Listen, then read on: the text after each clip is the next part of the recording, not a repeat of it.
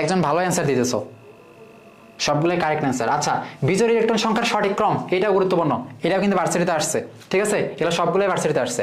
তাহলে বিজোড় ইলেকট্রন সঠিক ক্রম, এই যে ম্যাঙ্গানিজ 2+, ম্যাঙ্গানিজের কত 25, পারমাণবিক সংখ্যা মনে রাখা লাগবে, ম্যাঙ্গানিজ 25, তাহলে এই যে 4s2 পর্যন্ত 20টা শেষ, তাই না?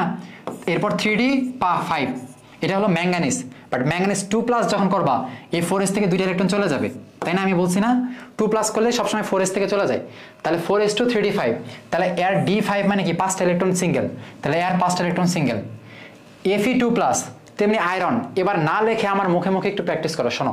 আয়রন হলো 26, তাহলে 4s2 পর্যন্ত আমার 20টা শেষ, তাহলে 20-এর অতিরিক্ত কয়টা? 6টা, কারণ 26, তাহলে 3d6, যেহেতু আয়রন 2+ করছে, তাহলে 4s2 থেকে 2টা চলে যাবে, মানে কি 3d6ই থাকলো। আর 3d6 মানে কি কত? d6 মানে কি যে 1, এই 2, এই 3, এই 4, এই 5, এই 1, 6, তার মানে এই যে 4টা আমার সিঙ্গেল আছে, তাহলে 6 মানে 5টা সিঙ্গেল অবস্থা আসার পর অতিরিক্ত একটা নিচে আবার একজনের জোড়া বানাইছে, তাহলে এর হলো 4টাই বিজোড় ইলেকট্রন। আর ক্রোমিয়াম 3+, বলছিলাম ক্রোমিয়াম কি 4s1 আর 3d5 ছিল, তাহলে ক্রোমিয়াম 3+ করলে 4s থেকে একটা যাবে আর 3d থেকে 2টা যাবে, তাহলে 3d3 হবে, তাহলে 3d3 মানে তার বিজোড় ইলেকট্রন 3টা, তার আমার তো প্রথমটাই কারেক্ট হয়ে যাইতেছে, তাই না?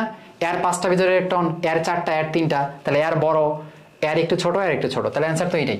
বাকিগুলো করে দেখবা যে উল্টাপাল্টা হইতেছে, তাহলে সঠিক ক্রম কিন্তু এইটাই। আশা করি বুঝছো।